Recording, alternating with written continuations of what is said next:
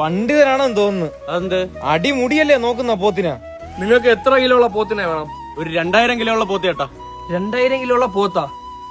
ഒരു കാര്യം ചെയ്യണം മോനെ, താഴെ വയലിൽ ഒരു പോത്തിനെ കിട്ടിയിട്ടുണ്ടേ, അവനെ അഴിച്ചോണ്ടോ, എന്നിട്ട് അവനെ കൂടെ അങ്ങ് ഒട്ടിക്കുക നമുക്ക്. എന്നിട്ട് ഒരു പോത്തെന്നങ്ങ് പറ.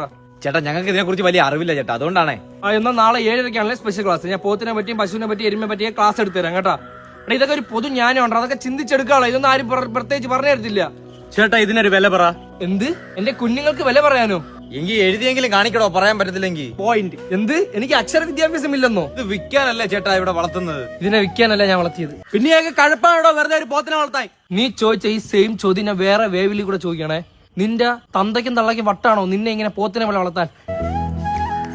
ഒരു സന്തോഷ വാർത്തയുണ്ട്, ഈ സംവാദത്തിൽ ചേട്ടൻ ജയിച്ചിരിക്കുന്നു. പോത്തിന്റെ കാര്യം പറയട്ടാ.